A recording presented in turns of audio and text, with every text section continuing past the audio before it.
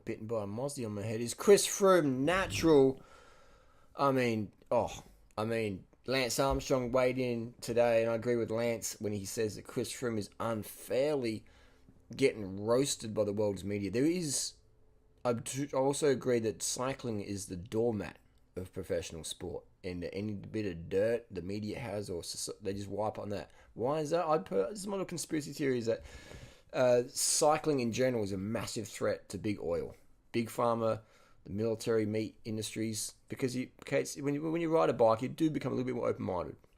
Sure, you can still be a fuckhead and ride a bike, but you'll be less of a fuckhead on a bike. It's just the world we live in. When you exercise and use your bike for transport and get around, it's just better communities, it's more fun, less pollution, it's safer, less people die from car accidents, etc. So on a bike is good, but it's a threat to big oil. And who inspires more people to get on a bike ever in the world? Lance Armstrong. I worked for a Trek dealer back in 2003, 2004, 2005, and we sold so many Treks because of Lance. I made my boss, I should say, so much money selling OCLV, 5500s, 5200s, 5900s, 2300s, 1200s, 1000s, all these Trek bikes, the US Postal, Lance Armstrong endorsement, boom, it just walked out the door. You didn't have to sell it. People just already knew what they were going to buy when they walked in the shop. They just want to see how much of a deal they could get it for. Lance Armstrong, big inspiration cyclist. Biggest inspiration in cycling, most inspirational cyclist, because he was just that inspirational story, that fairy tale. I knew all along it was just a big doping charade. I could just tell, there's no way you're beating Pantani, who's got a hematocrit of 53 or whatever, getting kicked out of the Giro. There's no way you're beating a 56 kilo climber and you're like 76 kilos. It's just impossible. You have to be on the juice, on the good stuff, on the hot sauce. But Lance had big game. He brought that to cycling. He really professionalised it. He made it fun. He made it inspiring. He made it fairy tale like, and he did a really good job. Chris Froome's done a very similar job as well. He had no contract for 2012. He had no contract for 2012, and then he turned up the Velta and ripped shit up. He would have won the Velta had his mechanic put a 34-32 gear ratio there. Froome would have just spun the fuck out of Kobo. Whatever happened to Kobo? Where did Kobo go? Let me stand down below. But Chris Froome would have won that Velta. But anyway, he did so good that the Sky crew said, we'll give you a contract. We'll give you a contract next year. So he went from domestic with no contract at all, same as Daniel Lloyd from GCN, to Chris Froome could be a GCN presenter right now. Now, that sounds like I'm throwing shit at GCN, but I'm not. I'm just showing the contrast that Chris Froome would have been a GCN presenter or bike shop employee, which is nothing wrong with that at all. Nothing wrong with that at all. I work on YouTube and I work in bike shops. It's good stuff. So that was Chris Froome's future there, but he decided to do whatever it took, and we did really well on the Velta. He lost it because he didn't have the gearing. Simple as that. Chris Froome would have won the Velta. If I was there, I said, bro, put a 34-32 on this stage, the Angliru, keep the cadence, keep the power, you're going to kill him. Done, deal, post the results later on. Anyway, so he went back to the Velta. 6 years later, wins it, test positive for salbutamol, excessive levels of 2,000 nanomillimeters, grams per mil, whatever it was. Some people are saying he took salbutamol pills or injections or IV or a BB was contaminated. Who knows? We will never know. Chris knows, but it doesn't really matter because no one at the top level is Natty. No one in baseball, no one in swimming, no one in running, no one in cycling.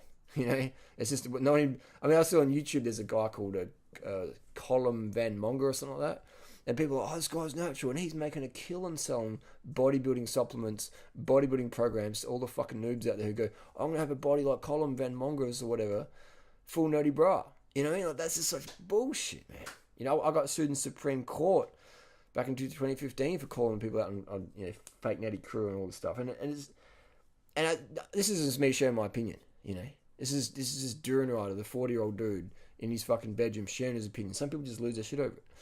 I share my opinion because I want to let people know what goes on in the real world out there, so people don't have these false hopes and expectations. They don't believe in fairy tales. They actually can watch entertainment. For me, Lance Armstrong was entertainment, motivational, inspirational entertainment. I ride my bike more. I'd work on my cadence because of Lance. I work on my out the saddle technique. I work on my breathing because of Lance. I knew he was on the gear, but I'm like, well, I'm not going to take that gear. I don't know what to do, how to get it, whatever. No motivation for it. But what I do have motivation for is to improve myself and so what can I steal from Lance that I can do in my daily rides and stuff like that. So I had the Lance Armstrong mentality, read all the books, read all the Chris Carmichael posts and all that stuff. And I even talked to Dr. Ferrari via email. So I learned a lot because of Lance, and he was a big inspiration. So Chris Froome also a big inspiration. Cadence, cadence, cadence. I mean, how much has Chris Froome helped cycling? I mean, look at Shimano now. They have a 34 cassette for Ultegra. Some pros run on 40 cassettes, and that's because of Chris Froome. That's because of me on YouTube banging it out, explaining what's going on. No one else has been doing that. Apart from people who watch my videos also doing that, which is very fantastic. Is people sharing the message, sharing the vibe, cadence, cadence, cadence, cadence, cadence. And no one speaks about Chris Froome's cadence as much as I do on the internet. And what does that mean for me? Does that mean I'm a champion? Does that mean I deserve a Team Sky signed cassette? No, it doesn't. It just means that that's the power of the internet. And we have now media just slamming. If this was 1999 with the Lance corticosteroid thing. If this was Chris Froome back then for South Beauty Bowl, it'll get washed over, no worries. But because it's the internet and social media and everyone has got their opinion, including a Duran rider, you just get roasted. It just boom, it blows up real quick. And this is just an asthma puffer, man. This is just an asthma puffer that people are putting in their kids' lunchbox. I mean, my mum used to put my asthma puffer in my fucking lunchbox, man, so I wouldn't forget it or lose it. In lunchbox. My mum was doping me in school for running races, man. Mom, what were you doing? Just kidding, but seriously, we were doping in school races back in the day. I got asthma, it's like, everyone's got fucking asthma when you're fucking trying to run as hard as you can. But so that's the crazy world we live in. It's like, Chris Froome's getting massive international media attention because he took a drug that every kid at school day pretty much takes, man. I mean, I'll just go to running races here and I'll see like teenage girls just like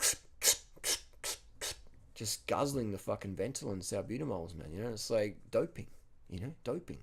But it's not, but it is. Depends what rules. Depends if WADA's there. Depends if you get a blood test or not, So doping if you get caught. But, and the public's reaction, they just don't understand what's going on. The average person, the average member of society is fucking dumb as fuck. They might be a lawyer, they might be a doctor, they might be a physicist, they might have had an incredible score at Harvard University, but they're gullible and dumb as fuck. Doesn't make them bad people. I'm just saying the average person, you can just spin them as such a fucking bullshit yarn and they'll buy it and they'll believe it. Hook, line, and vegan sinker. It's crazy. Oh my God, I can talk for hours anyway. So Chris Froome busted. Is Chris Froome natty? What does this mean for cycling? I think this is big, bad news, and I feel that there's a conspiracy against cycling. And the UCI did try and cover it up, and hats off, clap, silent clap, one hand clap, Bart Simpson clapping to the forest.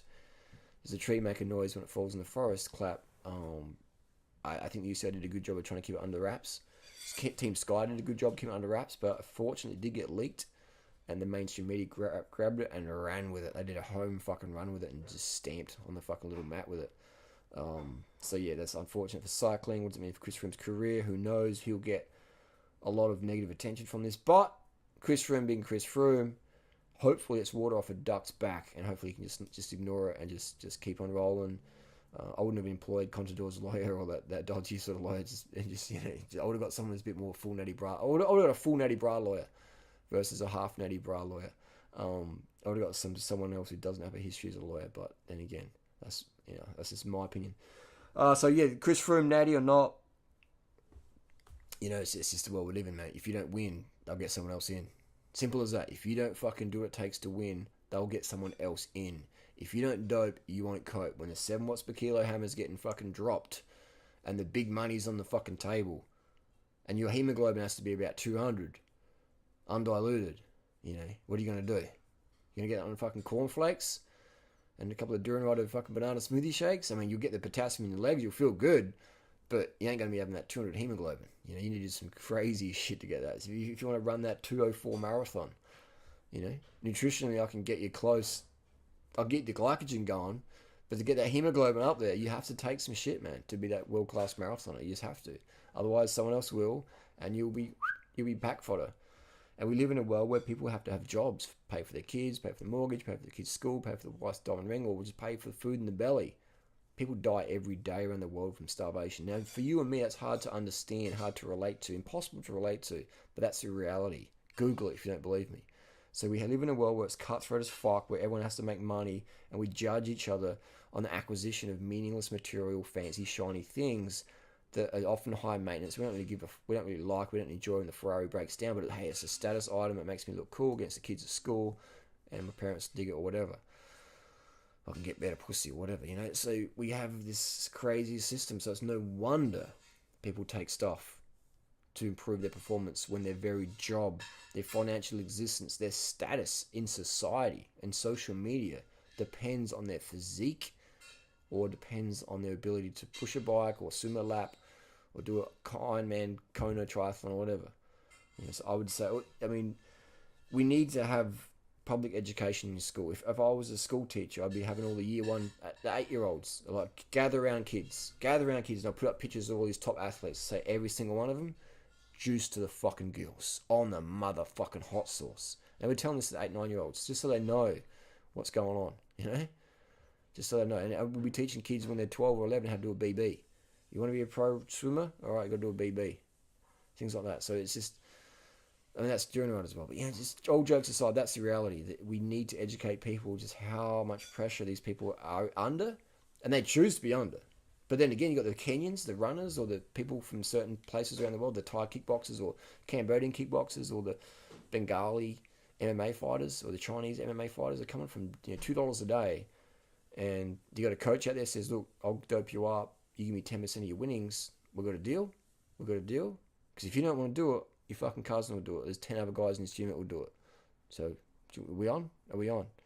So it's just how it is, man. And so Chris Froome getting roasted. I agree with Lance on that one. It's unfair. It's going to damage his career. But I do sincerely, hopefully, believe that Chris can just roll it off and just keep that Sky train going, keep that 7 watts per kilo and that last climb going, and just keep ripping it up. And Chris Froome has to come back to the Giro. He has to win it. He has to go to the Tour. He has to win that as well, just to let people know that I don't give a fuck. I'm just going to do whatever it takes, like he's always done in the last few years. And just smashed it out. And just proven that doing what was right and the cadence works, I want to see Chris Froome on the fucking podium in France or in Italy and just say, wait, I just want to say quickly, During Rider, thanks for the cadence shout out. I want to see that. That'd be good. I'd expect that, Chris. So, I'd expect a bit of that. Maybe unblock me on Twitter.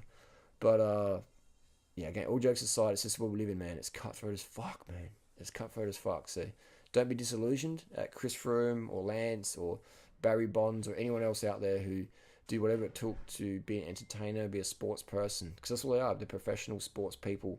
They're entertainers. Sport is just aggressive exercise funded by money to make more money. More people make money on Lance Armstrong than he ever made himself. More people make money on Chris Froome than he ever made himself. More people made more money on Mike Tyson than he ever made himself. It's just the world we live in. So these athletes are merely puppets for the system. Doesn't make them bad people. They just they choose to be there, they enjoy the fame and the money and the accolades. But there's things you have to do. There's risks you have to take. There's rules you have to break to get to the top, to stay to the top.